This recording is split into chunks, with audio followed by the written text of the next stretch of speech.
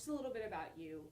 Tell me what got you into public office and why you wanted to be a part of the city council. I have been interested in politics almost all of my uh, from childhood.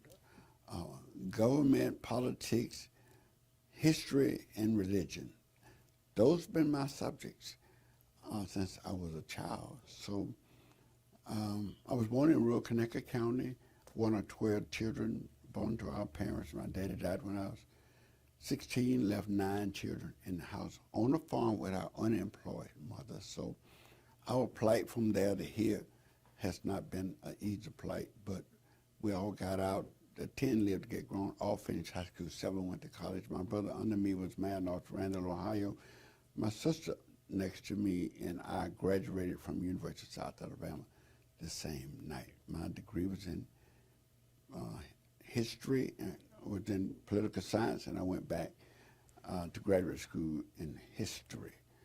So, but I went to work. I moved when I graduated from the Connecticut County Training School because I couldn't go to high school. I moved to Mobile, and I got a job at Mobile Infirmary, and I left in 1961 and got a job because I got a job with the U.S. Postal Service. I took the exam, passed it, and I had one of the lowest. I started as a substitute temporary letter carrier, but I stayed there for 32 and a half years. I retired as manager of station and branch operations for the U.S. Postal Service, where I was in charge of multiple post offices and hundreds of employees and equipment and property and so on. So I've had just a good work life. But while I was at the Postal Service, I had the opportunity to graduate from Carver State Technical School, Bishop State Community College, and the University of South Alabama, all while I was working in the daytime at the U.S. Postal Service. And I participated in the civil rights movement. I was at the front end of that also, so I've been busy. But once I retired, I sought after what I love, politics. And I was appointed in 1997 by Vivian Davis Figgers, who is now Senator Figgers. She was councilwoman, and when she left that, she recommended me. I've been there since February of 1971, and I went there as a leader, not a follower. I wasn't trying to follow what previous council members had done. I wanted to figure out my boundaries. What could I do? What would the law permit me to do? And I went to the extent that the boundaries would allow me, which probably shocked a lot of people. I got a lot of criticism for traveling, recruiting businesses and thus, and so you won't find another council member in the United States doing that. But that's what I found out I could do it, and I was good at it. And that's I recruited Ulster. I went to Perth, Australia by myself, the only council city official who went to Australia. I went to talk with the international CEO who agreed with me that it would be more economical, feasible to build the littoral combat ships in Mobile. And when they got the contract, they agreed with me and they started building the ships here. If I had not gone, I doubt if we would even have Ulster here. So I've been busy. And what made you decide that you wanted to now run for mayor? Well, I wanted to run for mayor before now. You know, in 2005, Sam Jones ran and won. 2009, he had no opposition. 2013, he had opposition from Sandy Simpson, and Sandy Simpson won. But in 2017, I was going to run. But the former mayor, Sam Jones, came to me and said, I would like to run again. I came out the race. But 2021, because Sam is now in the legislature, so I announced in August of 2020, make it clear to everybody what my intentions were. So I announced, and want to run because I've seen so much progress in the city during my tenure, but I've seen so many missed opportunities to serve the people, to help the people. And I want to take full advantage of all of those opportunities that I have seen. For instance, I have 708 streets in District 1 in need of resurfacing. There are probably 5,000 streets in the city of Mobile that needs resurfacing. And we resurface 10 a year. My grandchildren will not see that done. I'm going to create my own resurfacing group. Do my own resurfacing. We're going to resurface streets year-round under Fred Richardson. I'm not going to bid off and just wait for this man to finish up in Baldwin County, finish up in Saraland and Satsuma, and finally get to us. And I'm not waiting on that. We can do better than that. We can resurface our own streets. They have equipments that will recycle asphalt. We don't have to go and buy all of this. It'll go through and it'll cut the asphalt up. That's bad. Put it back in another machine, recycle it, and put it right back down. Keep on rolling. I intend to help. I want to help the people, help all the people. I'll sit there and watch through the MPO. Mobile is first of all, we get millions of dollars every year for infrastructure work, but it's come from the MPO. So, Metropolitan Planning Organization. Okay, Mayor Simpson is the chair. I am on that committee. They have probably in the last 20 years received $500 million. Every dime went west of I-65. Not under Fred Richardson watch. No, that money would be split between all the neighborhoods. We're going to look at all of the neighborhoods in the city of Mobile, not West Mobile. If you notice, they keep widening. They're not trying to resurface. They just keep widening more streets out there.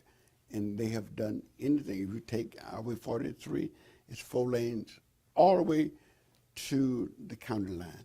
If you take Highway 98, it's 4 lane to the county line. Take Highway 90, it's 4 lane to the county line. Highway 31, 4 lane to the county line. Highway 45, run right through the center of Mobile. Started Spring Hill and Ann Street. Goes right through. It's 2 lanes, no curves, no gutter, no sidewalks. Just absolutely ridiculous. You think the MPO will put a dime over there trying to help? Not doing that. They'll find another place. We're doing Ziegler Boulevard now, and the next one is McGregor. They're going to start it off on McGregor, and they'll pick another one anywhere but coming over on this end. Ask the mayor. That's not happening. If I have to go sit down with the President of the United States, that's not going to happen. The money put in was put in by all of the citizens, but for some to benefit. But let me just say, I'm not for one Mobile, not for some Mobile, I'm for all Mobile. I think all neighborhoods, we need to see about all neighborhoods. And I'm going to be the candidate for all Mobile, not some Mobile, not the part of Mobile that I like, and not do anything for the part of Mobile that I don't like. No, I like all citizens, all neighborhoods, and I'm going to see about all the citizens in all of the neighborhoods. But I'm just saying that there are things that I would be doing different, but when it comes down to what's really harming the city, it's the steel wall separating the mayor's office from that of the council. Just keep on overreaching, just doing things just illegal, just going on and on and on, because when you come from the business perspective, you could do what you want with your business. City Mobile is not a business, it's a government, and it's governed by laws. And they got laws governing the mayor, got laws governing the council. Each one of us must obey our laws and have respect one for the other. I haven't seen that. let me say, I will not take 1 second bickering with the council. I'm going to create a liaison between my office and that of the council to make sure that whatever it is that the council would like to see done, that I know what that is, and I will go full speed ahead. Because when I help the council, I'm helping the citizens in the neighborhoods so these council members represent. What are your top 3 priorities? Can I pause you 1 second? Just want to move this. It was fine before, but Okay, it's just the edge of it's just in the shot, and this was a little weird. okay. Hey, okay, I pause. Okay, so what are your top 3 priorities, if elected, that you would like to accomplish? Well, it's depending on the category that you're talking about. One priority, the citizens have come to me and say they want a water feature. If I get elected, they want me to do so. They don't want to have to go to Baldwin County, somewhere else. We got all of this water here, but there's nothing we can do but look at it. They want some kind of water feature. Well, if you go to Brooklyn Field, we own two miles of shoreline at Brooklyn Field.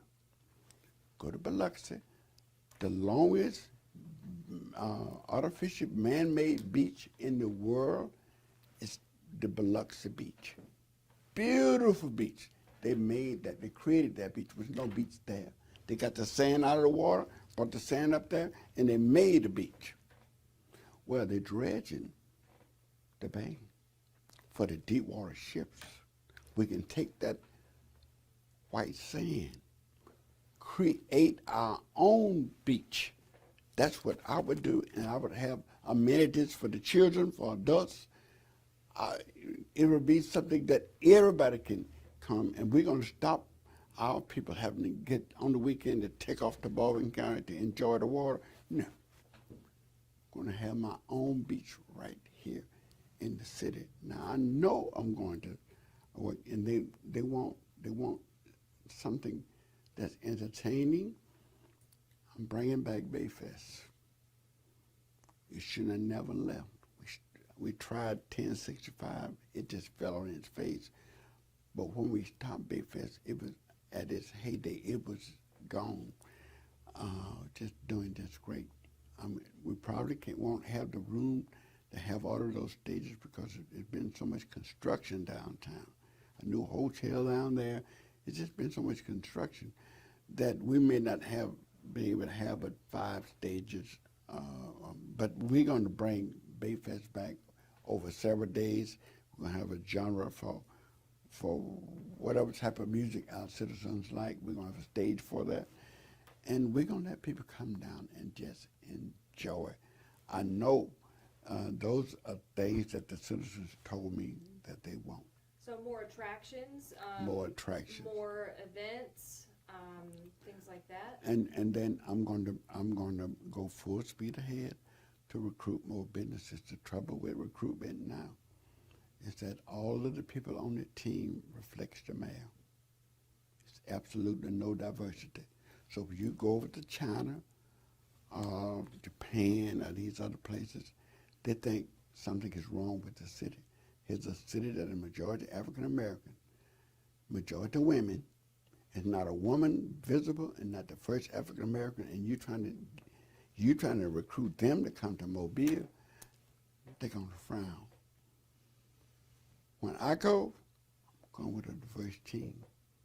My team is going to reflect the great, rich diversity of this city, and we will not fail because we have the resources, everything they're looking for. When they come here, they want easy access to the Gulf of Mexico, 3 hours of shipping time, and they want to be able to ship their commodities on the railroad, on the highway. We got all of every way, airplane, or we will have all that, and we are one of the few cities we can put their commodities on a ship, and we can gut America and take it all the way to Pittsburgh, Pennsylvania, Tennessee, Big waterways.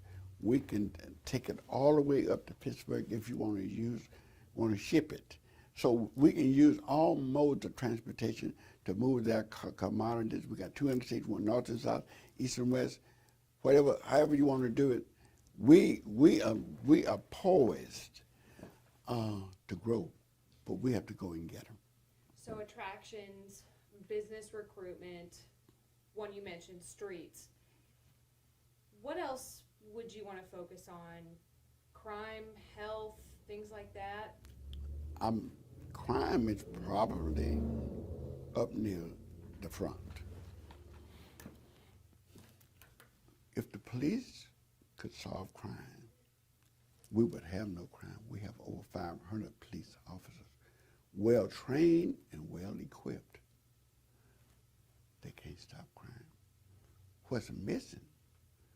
We have separated the citizens from the police. I propose that we have a citizens police committee that would meet on a regular basis, and once the citizens find out, make known the issues that they are having in their community, they sit down with police officials and let them hear that, and they can address those issues. The mayor opposed it, the director of public safety opposed it, and the police chief opposed it.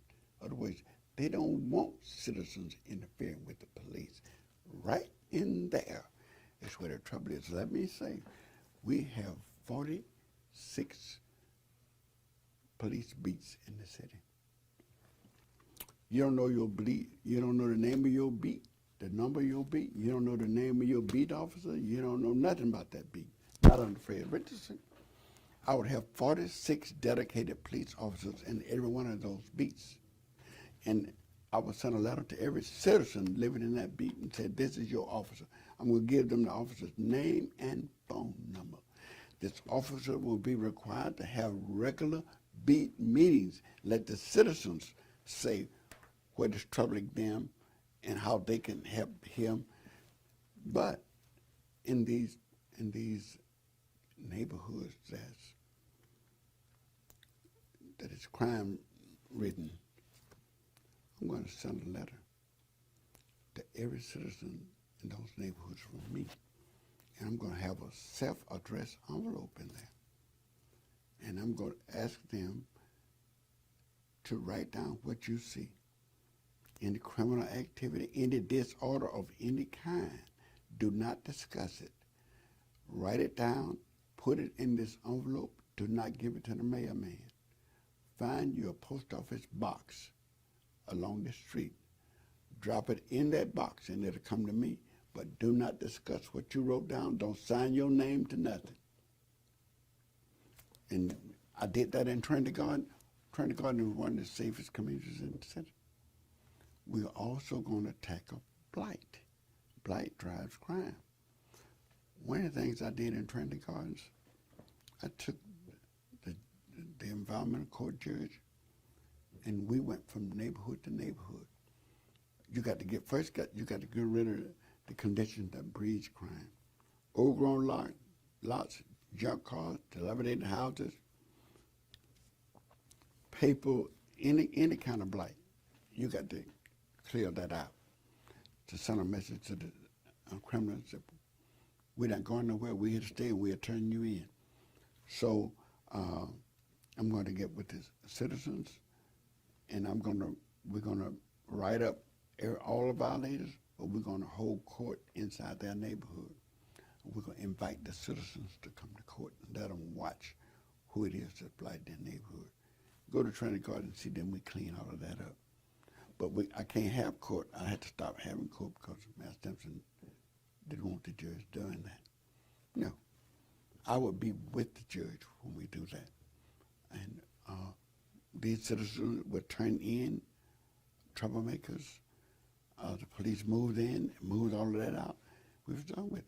I recommended over 5 years ago that we have shot spotters. You install shot spotters, and when someone fire a gun at the police cruiser, it would show up on his computer the address of the shooter. And we have lost, I bet you this year we have lost 12 or 15 people because by the time the police got there, they was already dead. But if we had a shot spotter, the shot spotter would tell the police where it is. The person could be still alive. They can go over there and get some help for the person and find out and let this person tell us who did it. But if somebody, and we don't hear nothing from nobody, and when police finally get there, it's too late. The person bled to, would have bled to death. But I'm gonna install shot spotters and cameras. In these crime real neighborhoods, I'm gonna have cameras to get the tag of the cars coming in and leaving. We already have that in the neighborhood that I live in. You can't come in our neighborhood unless we know that we have your tag number. So if something happened, the police go pull the camera footage and determine who left that neighborhood and who came in. Do you think these actions with the police department would help? I've proven that in Trinity Garden. I have proven that. You can't. There's no record of a police officer abusing anybody that they know. When I have sent your name to all of the citizens, they know who you are. They know you. So the police officer if he has to stop somebody, he's gonna have respect. How you doing? He's not gonna come in there, get on the ground. Yeah. He's not gonna do that. And he's going to hold regular beat meetings with these people. He's not going to abuse them. The issue today is hands off. Leave the police alone. Get out of their way. When you see them coming, get back. I'm not going to have that. Police going to be a friendly person. He's going to approach these citizens as respectable citizens. He's not going to come there. I'm the man. Get back. I got all power. You better move. I'm not having none of that. None of that. Do you think that will also curb some of this crime that we're seeing in our neighborhoods? Do you think there would be a different dynamic? I think it will, but it's like typhoid. People were dying like flies from typhoid because they didn't know the cause. So when they found out the mosquito was the carrier of typhoid, that was it. They got rid of the mosquitoes, that was the end of typhoid. We don't know what's causing it. I wrote the man a letter 3 or 4 years ago and asked him, what is it called? What is driving this? What is the cause? That can you go back in history and get maybe 15 shooters and see what they have in common and come back and tell us what to look for? I'm not doing that. We're gonna get a prototype of these shooters. The average age, the average education, did they have a job? We're going to put everything down to come up. This is what most of these, how they look. And then I'm sending this to all of these troubled neighborhoods. This is what you keep your eye open. This is what's happening in your neighborhood. We all going to be on the lookout for someone who fit the description. Unemployed, they don't work nowhere, but yet they're driving one of the finest cars in the city. They don't have no job. They don't work nowhere. We got some trouble here. They're getting the money from somewhere, probably from dope dealers. And we could get down to the bottom of it.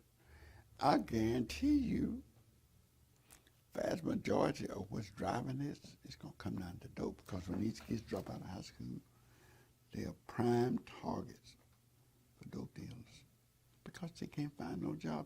You can't get a job at McDonald's and operate that computer with the free fries because it has to be programmed. They can't use you without a high school education. So they're out of luck. Well, then the dope man said, don't worry, I got you. You can make $400 a day. Here's the product. Just get rid of the product and bring me my money. Or shoot the person who didn't pay you. You in business. And this is what we see. As far as COVID-19 goes, how would you keep the citizens of Mobile safe, and what measures would you introduce to try and fight the virus that's going to be around for a while? I am not going to promote myself as a scientist. I'm going to follow the science. Dr. Isho is the chief health officer. Dr. Bernard Ishow is the chief health officer in the city of Mobile. We've had officials running in front of Dr. Ishow telling people what to do who never had a class on this subject. I'm not doing that. I'm going to meet with Dr. Ishow on a regular basis and let Dr. Ishow tell me what the citizens ought to be doing, and I'm going to come back and I'm going to say, this is what our health officer recommended us to do. I'm not running in front trying to make no name for myself. I don't know nothing about this disease. I didn't study it. I'm a political scientist. I would depend on the scientists. And that's what they're doing nationally. President Biden is following science. He is not making up nothing to do. He is following CDC. We have the Mobile County Health Department. Dr. Bernard Ishow, I will be following the dictates of Dr. Ishow. And as far as, money in the city, businesses, how would you want to grow businesses and help Mobilians in that way? Well, this is what citizens are telling me. Some of these neighborhoods, they don't have any businesses at all. Well, the city can do something about that. We can get a developer. I would sit down with the citizens. Let's say, for instance, Trinity Gardens. I sit down with the citizens and say, is there any particular business that you would want in Trinity Gardens? And they say, we like the dry cleaners. I would go find an entrepreneur who would be willing to build a dry cleaners. And we can issue a TIF certificate, tax incentive financing. And what that means is that the city can forgive, we can not collect taxes on this business for 20 years, sort of like what we do with CEFCO. We can not collect any taxes, and they can use the taxes to pay the note. They can service the note out of the tax money that they collect. So they will be more likely to come if they can keep the tax money. And so I would take TIF throughout these neighborhoods. It'll put people to work. It'll help citizens the way that they don't have to leave. They'll feel better about themselves, about having what they need. They can be self-contained. So that's one of the things that I would do. But I am pro-business. I recruited, if you go to Midtown Publix on O'Shea in Florida, I recruited Publix. Just look what has happened besides Publix over there. So if you recruit the right business, a lot of other business will follow it. Otherwise, they want some example that they can survive in this neighborhood. So you bring a business in, and this business is lucrative. The owner of this business is making money. Other people are going to show up and say, oh, no, it's like fishing. If you sit up here and they're catching all the fish over there, people are going to migrate toward this is the same principle. You recruit one and let this business become self-sustaining. Then other people say, well, I think I'm going to open a grocery store over there. And next thing you know, it's thriving and going. But you can't leave them off. That's what has happened. They just left. We can do that. And one of the major ways to recruit businesses is infrastructure. You upgrade your infrastructure like St. Stephen Road. We're not going to be able to go get no major business to go over there because it looks like it's been abandoned. It's been abandoned. But we can say, well, yeah, we own Highway 90. Yeah, because look at the infrastructure. We got to come back and fix the infrastructure up. And we can see, once we get the infrastructure up and going, businesses would automatically follow the improvements. But if you do nothing, you get nothing. We can't keep doing that. I'm not going to do that. I'm going to come back and help these areas that we have left alone for so long. I'm coming back to help them.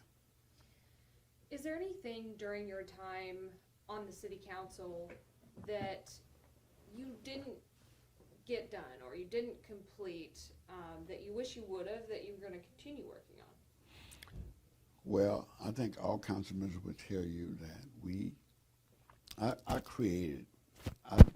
I came up with the idea of CIP.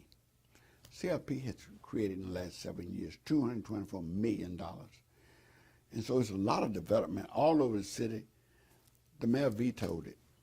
It's not because of the mayor now, because when we created it, the mayor vetoed it. We overrode his veto. It kept on going.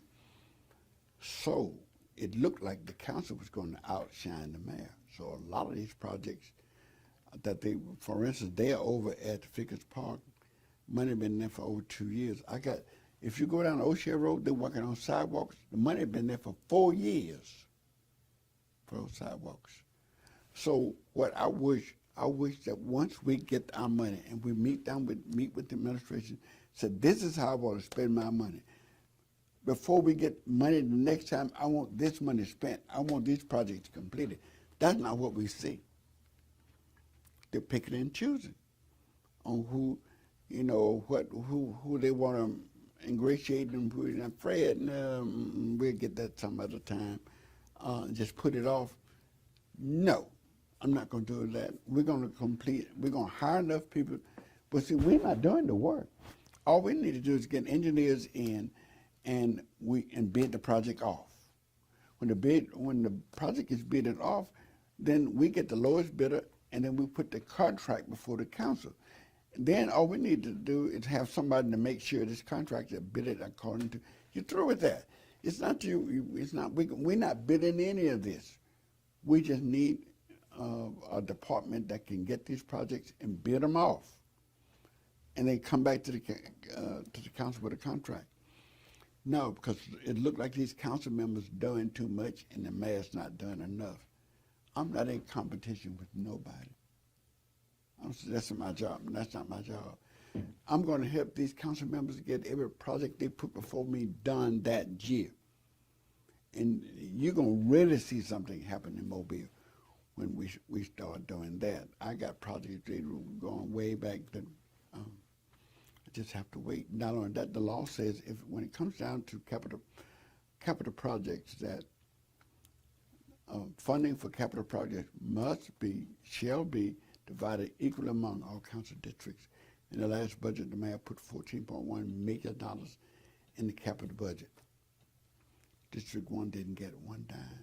I would not do that. I'm following the law. I'm going to divide it up 7 ways and give it. That didn't happen. District 1 didn't get a dime. So I'm going to follow the rules, follow the law. I'm going to work with my council. I'm not going on no trips without the council members with me, trying to bring business in the city. And I'm taking council members with me, other citizens, and we're going to go do what we need to do. We're going to work shoulder to shoulder together. And I tell you this, when citizens see that the mayor and the council have locked arms together to run the city, when they see the city department heads are on board with us, city employees, then the citizens going to join us also. When that happens, nobody will stop Mobile from being one of the greatest cities in the nation. But whenever they see that it's any kind of divisiveness at City Hall, they take sides. They start picking sides. That I don't like this one, I like that one, I don't like what. Then whatever I say that we don't like, I don't care how good it is, we don't want it. Because we don't need to create that type of atmosphere in the city. If the council vote no, the answer is no. I'm not trying to do that. I'm going to respect that council. I'm not just going to keep on going with that. Council voted We're going to give over $700,000 to last stadium. The mayor refused to give it to him. I'm not doing nothing like that. No, because I have 10 days to veto anything that's in that budget. After the veto, you got to do it. So I'm not doing that. My council and I are going to be working together. It's a hard shot, but I've had jobs. You know, I'm from the public with the U.S. Postal Service. I've had letter carriers, hundreds of them. I don't have nobody else to carry them up at them. Got to work with them. I got to hear the aches and moans, but in the end, I got to work with them. That's what I'm going to do. Why do you want them to choose you? Mobile is 318 years old. In the history of the city, they have never had a mayor with city hall experience. Not one. They've never had a mayor that was once a city council member. I would be the first mayor who knows what to do on day one. Look what has happened to the present mayor. We have spent millions of dollars on consultants to come in because we fired all of these people because it was in Sam Jones' administration. I don't trust nobody. I don't know what to do, but I know one thing, I don't trust everybody. So we fired and all these people got experience. So then you bring in consultants, you spend millions of dollars on, a lot of them they don't know about the city either. But anyway, I'm not going to spend one dime on consultants. I'm not doing that because I know what to do. So I'm ready, willing, able, trained. I got the education. I got the experience. I got the knowledge. I mean, so, you know, if you add the last two mayors together, you're talking about 16 years. Got 24 going on 25 years of experience by myself.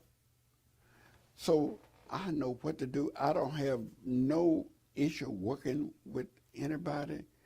I just recently had an employee working down the line in the administration who sent me a letter telling me what I must do or what they would do. It's against the law.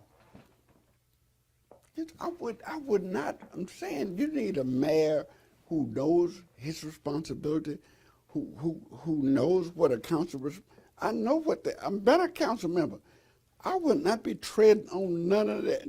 I wouldn't be trying to dictate nothing to no council member. Council members pass all of the laws and rules and regulations and resolutions. That's the council's business. I can't generate no rules for nobody to follow as a mayor. I carry out the wishes of the council. You got an employee, not the mayor, somebody way down here, dictating to me what I must do. I wouldn't have nothing like that. That person, nobody in my administration would have enough nerve to even try that. If you want to communicate with the council, you check with me. I want to have a liaison between my office and the council to make sure that we communicate with them and that we know what it is that's bothering them so we can resolve it. But more than that, that I'm not trying to launch no new program that they know nothing, absolutely nothing about. My liaison would go over there, would have already talked with them, brought them up to date, everybody know what's going on. And if somebody said, well, I oppose that, we're going to bring them in. Okay, let's work this out now. What is your opposition? When we leave, we're going to all be on the same page. Else, I'm not going. If I got to fight the council to do it, I need to let it leave it go. That's something I don't really need to do. I need to find something else to do. So, by me being a council member, I got the advantage over all of them because I got the experience. I already know. So, that's why I want to. I got in mind what I can do to help this city, but I got experience and knowledge. My degree was in political science. That's why I love government. That's why I studied. Yeah, I'm not a political scientist. Nobody. Master Templeton's an engineer, Man, Jones came from the military. Fred Richardson. I'm a political scientist. I got experience in doing that kind of work. That's government. That's all of my work life. I worked for government. I never worked for business. A business mission is to generate capital, because if they don't make money, they got to close. The city's on a different mission. We're on a mission of providing a service based on the money that we collect in taxes. But if you come here from a business background, you feel like you got to make money. I got to do something. I got to charge these children to go into the community center. I got to make money in some kind of way. And if we're not making money, we got to tear the last stadium down because we're not making any. No. It draws people there. People got to get their hair fixed. They got to buy clothes. They got to get food. They're going to buy liquor. That's how we make our money. So by the time they get to the game, the money is already in the cash register. We got to know how this thing works. I know how it works. Same thing with Civic Center. It draws people downtown. When they're down there, they're going to go downtown and eat. They're going to eat at the restaurants, go to our bars. We're going to make our money back. We don't have to make all of the money at the gate.